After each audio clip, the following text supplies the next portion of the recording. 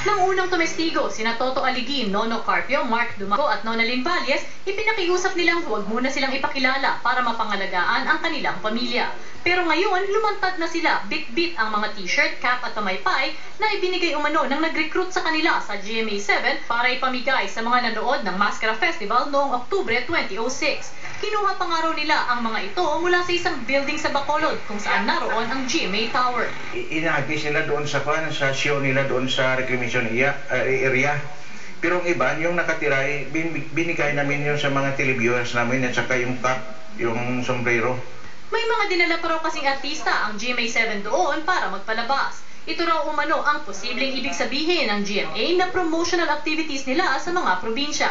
Pero nilinaw nilang pag umalis na ang mga artista at tapos na ang palabas, balik na sila sa kanilang confidential na gawain na paghanap ng AGB metering devices at sa pagbigay ng 500 pesos at groceries sa mga bahay na mayroon nito. Bawal nga raw ibigay sa AGB panel homes ang giveaways ng GMA7 dahil mapupo na nilalapitan nila ang mga ito. Ano doon sa Iloilo, yung nag-operation at saka nag-operation doon sa Bacolod at saka sa Cebu, isa na lang yan, yung isa lang yung instruction. Yung modus operandi, isa lang eh. Kasi yung pag may nakita kayong device, ito lang ang sabihin nyo na manood, bigyan kayo ng 500, 300 worth of groceries, buwan-buwan. Hindi naman yan scripted.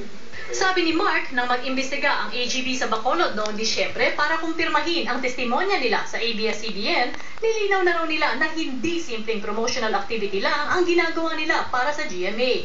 Pagkatapos ng meeting, sinabihan pa nga raw sila ng General Manager ng AGB na si Maya Reforma.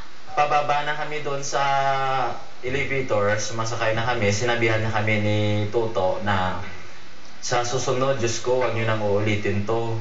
Pare-pareho tayo mawawala ng trabaho nito. Yan lang naman po, si Maya Reforma yun ang sabi sa amin ni Toto. Sinonalin ang isa sa mga miyembro ng AGB Panel Home sa Bacolod na hindi tumanggap ng offer ni na Mark. Inaasahan na raw niya ang demolition job o paninira sa kanyang kredibilidad na ginagawa ngayon ng GMA laban sa kanila.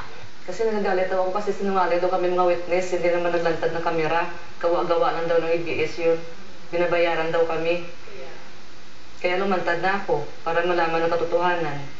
Sabi ni Nonalyn, wala raw silang intensyon na pag-awayin ang GMA at ABS-CBN. Desmayado raw kasi siya na hindi lang boto sa eleksyon ang binibili, kundi pati na pala ang panonood sa TV. Ay, insulto kami. Kasi sa eleksyon, ang boto binibili, pati yung ratings binibili, TV ratings binibili pa rin. Na hindi ko intensyon na sirain ang dalawang station, gusto ko lang maliwanagan ang tamang ratings. Sabi naman ni Toto, dahil sa kontrobersiyang ito, naalagay sa peligro ang kinabukasan ng kanyang pamilya. Kaya panawagan nila sa GMA7.